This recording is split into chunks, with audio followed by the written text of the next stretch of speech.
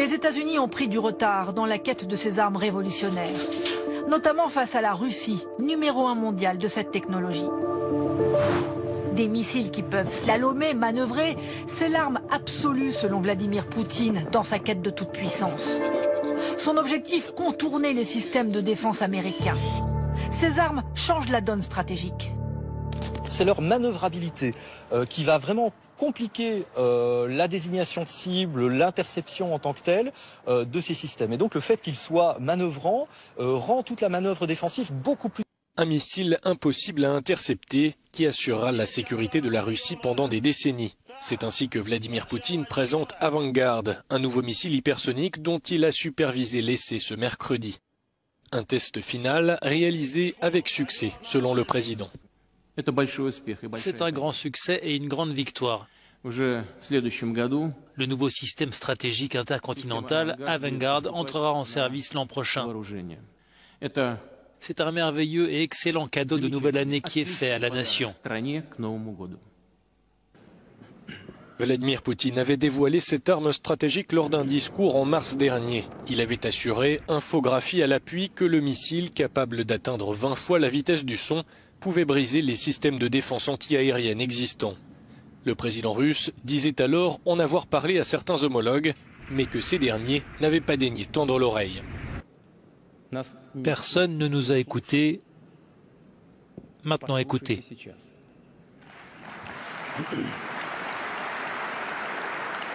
Et en la matière, la Russie a donc bel et bien un coup d'avance, tout comme la Chine sur les États-Unis. C'est le thème de notre enjeu de pouvoir ce soir avec Stéphanie Pérez. La Russie qui se vante de maîtriser une arme invincible. La Corée du Nord qui assure enchaîner les essais avec succès. Quand la Chine mènerait des tests dans la plus grande discrétion. Et les États-Unis qui essaient de rattraper leur retard. Enjeu de pouvoir sur cette menace du futur. Ces armes si rapides et indétectables qu'elles bouleversent la course mondiale aux armements. Quand Vladimir Poutine a présenté le nouvel arsenal russe, tout le monde a cru à de la science-fiction. Mais il y a désormais des images de ces armes. Kinjal, poignard russe, est un missile hypersonique. Il est rapide, très rapide. Il atteint les 3 km/s. Et si quiconque essaie de l'abattre, il s'écarte et suit une trajectoire imprévisible. C'est une première, même si les États-Unis entendent tester leur équivalent l'année prochaine. Sarmat, c'est lui qu'on a pris pour un délire. C'est un nouveau missile balistique intercontinental nucléaire doté de, et oui, 20 ogives nucléaires. Mais son véritable atout est sa portée presque illimitée. Les anciens missiles devaient suivre la trajectoire de vol la plus courte et passer les défenses aériennes. Celui-là peut faire un détour par le pôle sud pour atteindre sa cible par derrière. Si vous n'avez pas envie de traverser l'Antarctique, optez pour Avangard, destiné à passer les défenses antimissiles ennemies grâce à sa vitesse. Lorsque ces moteurs sont lancés, ils pénètrent dans l'atmosphère à Mach 20, soit environ 7 km/s. Propulsion nucléaire qui se déplace si profondément et rapidement qu'elle est en théorie invincible. Burevestnik, un nouveau missile de croisière à propulsion nucléaire. Son réacteur implique que sa portée n'est limitée que par le volume de combustible. Il peut rester en l'air et flotter jusqu'à ce qu'il y ait une occasion de frapper. Les lasers de combat ont toujours été le gadget de science-fiction par excellence, mais ils n'avaient jamais existé, jusqu'à aujourd'hui. Peresviet, nommé d'après un moine guerrier russe, est un système d'armes à laser destiné à concentrer son énergie sur une petite zone et ainsi abattre ou fondre un drone, un avion en approche, un fuselage. Pour le moment, c'est tout ce qu'on sait à son sujet. On peut se demander si c'est là la volonté d'imposer une nouvelle course aux armements. Est-ce que la Russie veut la guerre ? Non, dit Poutine. Il s'agit d'équilibre. Et l'équilibre signifie la paix. À l'époque de l'URSS existait la parité nucléaire entre la Russie et les États-Unis, la destruction mutuelle assurée. Puis, après l'effondrement de l'URSS, le temps a commencé son expansion et testé de nouvelles armes qui pouvaient détruire les armes nucléaires russes. Ce que Poutine a dévoilé, c'est la réponse de la Russie. Le retour à l'égalité militaire, le statu quo, le retour à l'équilibre. Le système stable qui avait été mis en place pendant la guerre froide et qui a été progressivement détruit à la fin de la guerre froide, ce système explose avec ces nouvelles armes qui rebattent complètement les cartes. En 2022, les États-Unis investiront 600 milliards d'euros pour moderniser leurs équipements, une priorité désormais. En Europe, la France planche sur des missiles peut-être opérationnels vers 2035.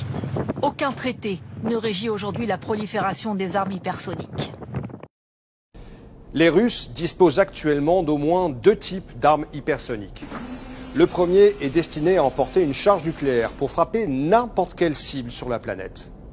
Avangard, c'est son nom, ressemble à un missile balistique classique long de 27 mètres. Mais dans sa coiffe se trouve un planeur, une sorte de drone de 5 mètres de long. Lancé par le missile, ce planeur en matériaux composites pourrait voler jusqu'à 27 000 km/h dans les hautes couches de l'atmosphère, protégé de l'air chauffé à 2000 degrés par son bouclier thermique.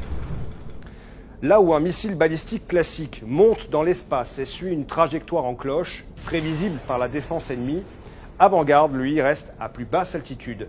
Il peut virer, changer de cap. Son point d'impact est imprévisible. En alliant la vitesse phénoménale du missile et la capacité de manœuvre du drone, Avangard rend les systèmes d'interception inopérants. Avangard peut emporter une charge nucléaire équivalente à 130 fois celle de la bombe d'Hiroshima. Les Russes ont également développé des missiles hypersoniques à plus courte portée, comme le Zircon. Lui fait 11 mètres de long. Lancé par un sous-marin ou un navire, il est conçu pour couler des porte-avions ou détruire des cibles situées à moins de 1000 km.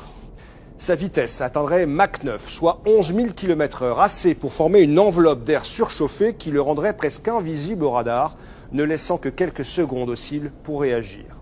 Même si les Russes gardent secrètes les capacités exactes de ces armes, ils envoient au monde un signal très clair, une nouvelle course à l'armement a commencé.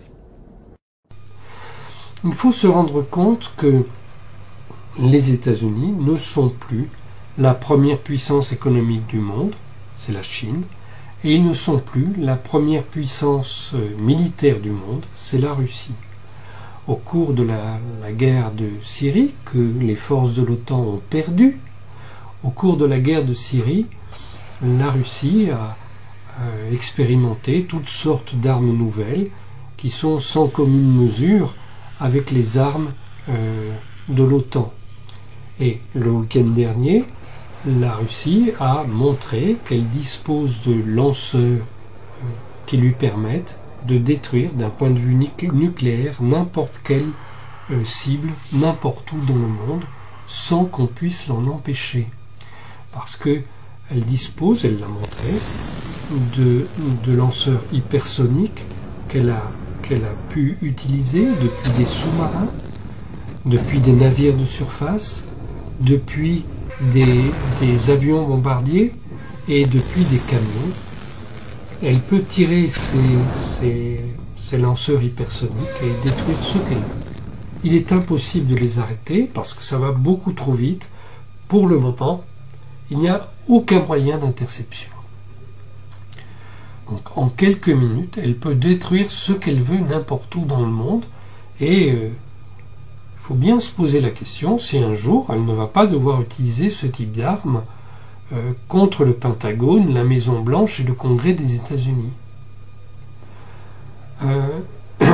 Je ne dis pas ça à titre de provocation, je dis que si la Russie le faisait, les États-Unis n'auraient pas le temps d'intercepter ces lanceurs et ils n'auraient pas même le temps de lancer leurs propres armes nucléaires.